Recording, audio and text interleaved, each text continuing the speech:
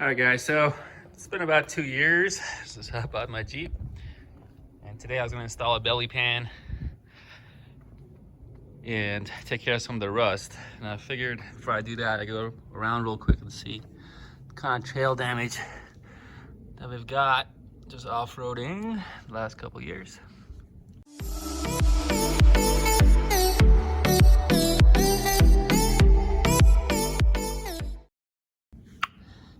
So, starting from the side,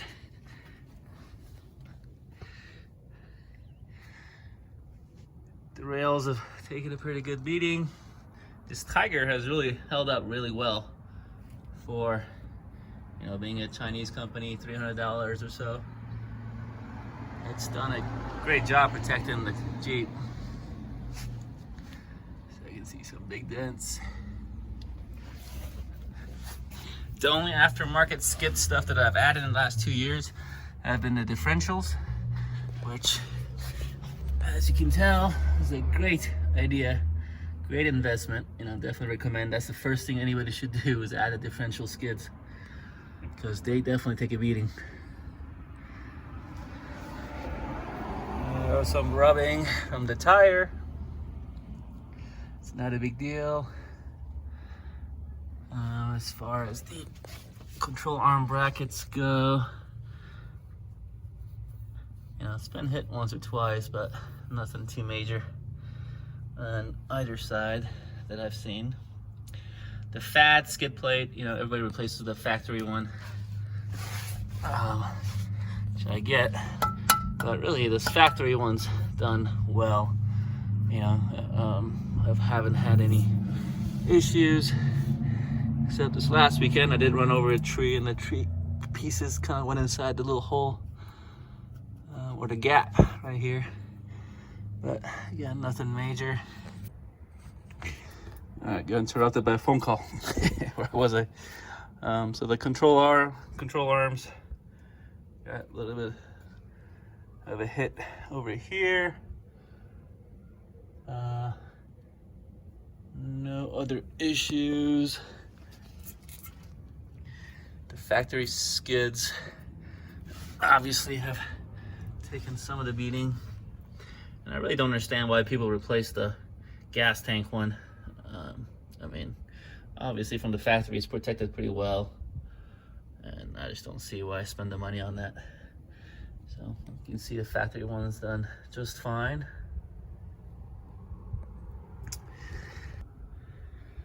All right, so from the transmission, again, the factory's done a good job protecting what it needs to, and haven't had any issues. So I'm just gonna leave the factory. I don't see an issue with replacing that one. That one does a good enough job. The only thing that's open is the belly pan and the cooler lines. So this is the piece I finally got from Evo, which I'm gonna be installing here soon, just to protect this section. The other control arm, you know, I've definitely hit it a few places. Nothing on that control arm itself, but just on the bracket.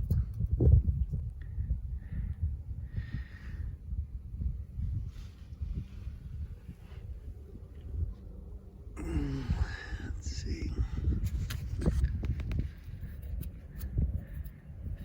Again, on the bracket for the control arms, it's been hit a few times. No issues on the shocks brackets. Okay, so for the front, definitely hit my steering dampener a couple times, and you can see I've got some scratches here and there, but nothing major. Once I upgrade my steering, I'm definitely gonna do the flip kit, because this is just stupid that it's hanging out down that low. Yeah, so I got some touch-ups around here I gotta do. But again, the front differential, guys, should be the #1 thing you do takes a pretty good beating. And for $150 or whatever, it's definitely worth it. Okay.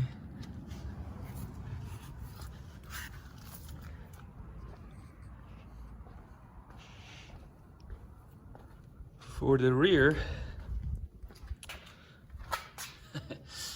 so going down this mini Moab down in Colorado Springs, got it a little squished on one side.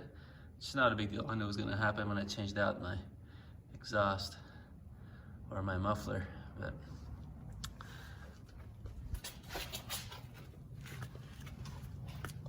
the other things in the back is these are the rock hard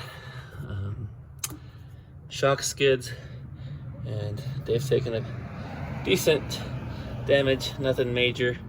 The only problem that I've had is, as you can see right here, it just needed to be a 1/4 inch longer, so when it's flexing it doesn't damage the shock. And as you can see, I've already tried to move, you know, as far as I can forward to make sure this doesn't happen, but that's what we have. But nothing major, it's not going to cause any issues. Again, the rear skid, got some nice little dings. Nothing else has been a problem. And again, on the other side, the skid's definitely worth it.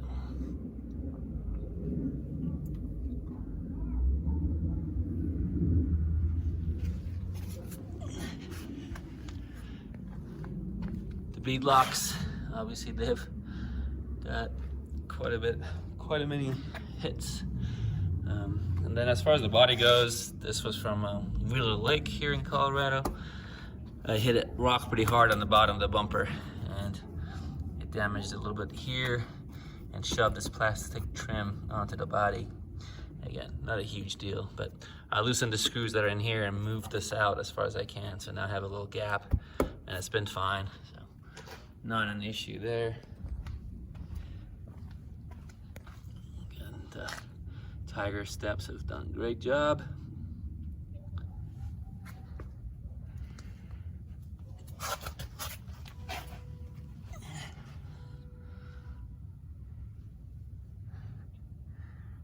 There's been some hits on the control arms.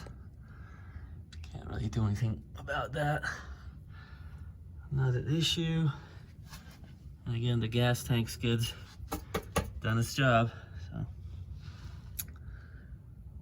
yeah, so overall, everything that's expected, and not everything still works just fine. Not a problem. Yeah, in the rear, one thing I forgot is the stupid taillights. So I've broken this side twice, once on a tree, another time passing a side-by-side on one of the trails. And then I broke this tail light once on a tree.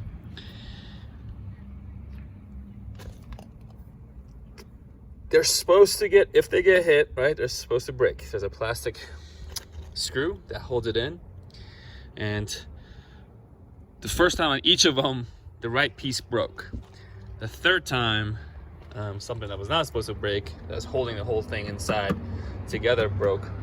So that was a pain in the ass to fix. I had to take this whole thing apart and JB weld it and stuff and put it back together, and you know, it's holding fine.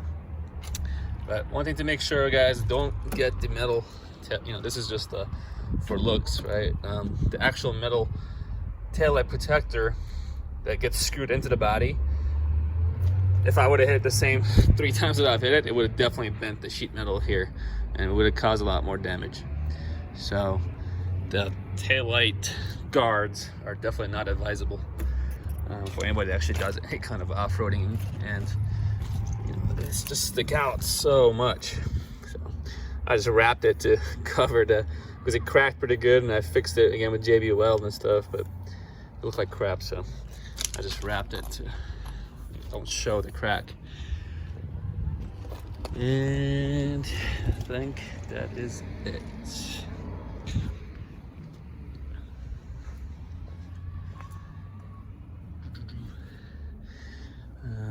The one other thing that I obviously replaced my inner fenders, but at full flex on this side, I got some rubbing going on, so I need to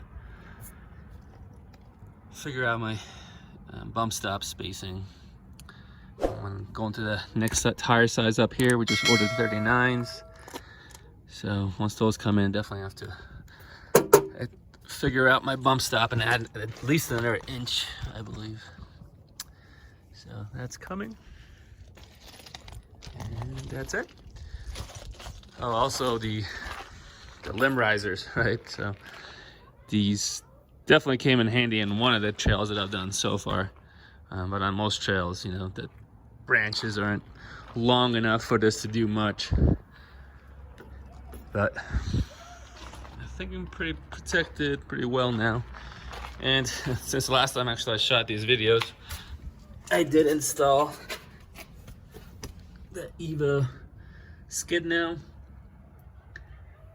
So I am pretty protected now. The only thing I can see myself adding, I might add the front control arm skids as well.